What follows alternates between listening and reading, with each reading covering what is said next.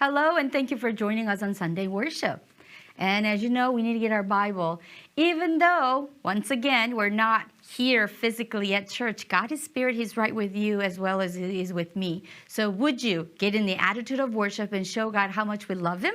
So get your Bible. For today's story comes from 2 Samuel chapter 11 and chapter 12. So the 2 Samuel can be divided into three sections. Chapter 1 through 10, it's about David's triumph. And chapter 11 through 12, it's about his transgression, which is sin.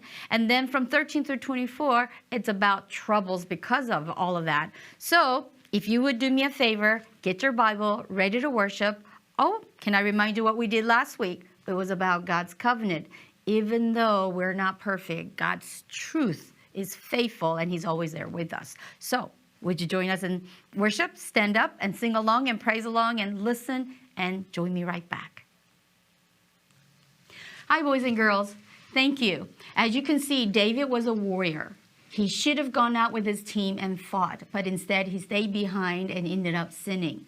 See, boys and girls, you and I were created to specific things throughout the day, every day of our lives, and that only comes through Jesus. And when we don't obey, we're very prone to sin. Enemies around ready to capture.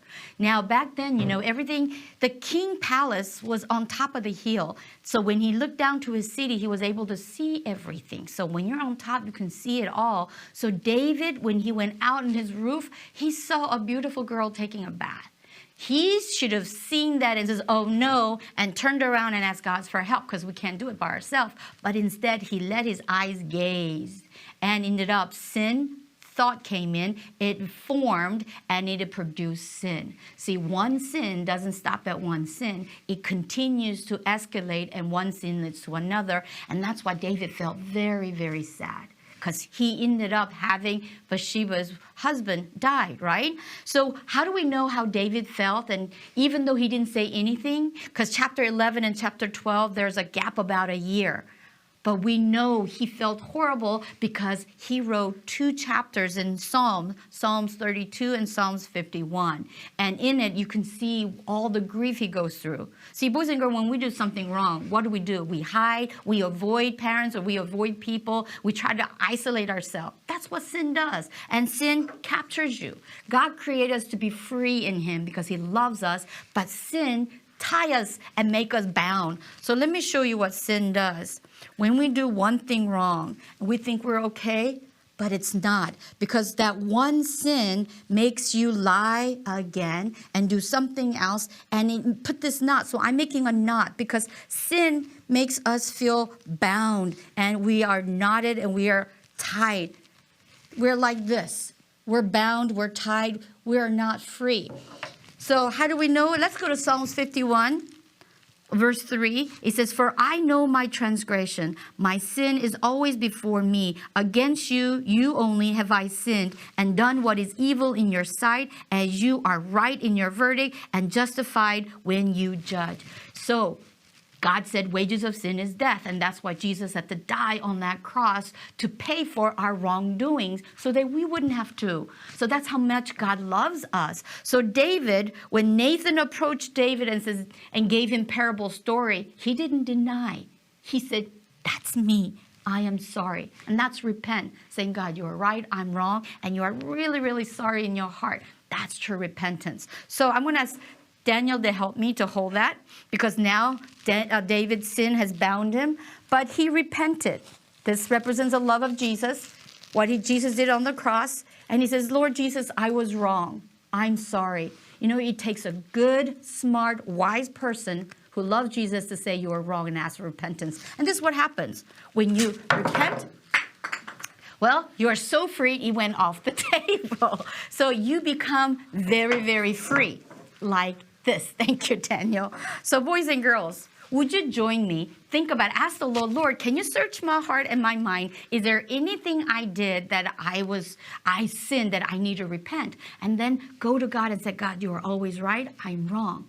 When we're working on a computer, reading a book, or choosing a book or magazine, if it is not something good for us, we should just turn away.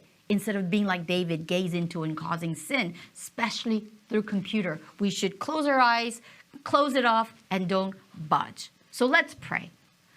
Father God, I thank you so much that your incredible love took away our ability to hold on to the weight. You died on that cross. You took our punishment so we wouldn't. So Lord, would you search our hearts, our boys and girls in my hearts, and if there's anything we did that goes against you, will you please allow us to repent? Allow us to say our sorries, truly sorry, and forgive us. We thank you in Jesus' name. Amen. So boys and girls, this is why we study the Word of God and we hide God's Word into our heart. So therefore, I have a challenge for you. We have 2 weeks. You have 2 weeks to take Romans, book of Romans, chapter 8, and memorize verse 1 through 17. So if you're 3rd, 4th, 5th grade, I would like for you to memorize Romans chapter 8, verse 1 through 17. And if you're 1st and 2nd grade, you memorize Romans chapter 8, verse 1 through 8. And if you're kindergarten and preschool, if you want to try, you can do Romans chapter 8, verse 1 through 4. So you have 2 weeks to memorize. You have to be very flowy. You have to do the exact word, NIV. Don't take a word out and don't add a word in. And don't cheat. And I want you to do it. And then I'm going to give you a time that you can record yourself and send it to us. And we're going to see who memorized it really, really well. And we're going to give you prizes as well as trophy. So that's our challenge for you. But our preschool and kindergarten, today after our service at 11:30, we're going to meet up. 우리 유아부 유치부 부모님들, 우리 유아부 유치부들이 11시 반 예배 끝나고 모일 거니 꼭 애들을 보내주세요. through Zoom. Zoom 링크를 모르시면은 우리 저한테 이메일을 보내시거나 교회 이메일을 보내시거나 알려주시면은 꼭 보내드리겠습니다. For by any chance you have not yet received your Zoom link, please email me. It's kathy.kim@gmcusa.org, and then I will be able to send the link back to you. So thank you and see you then. Bye.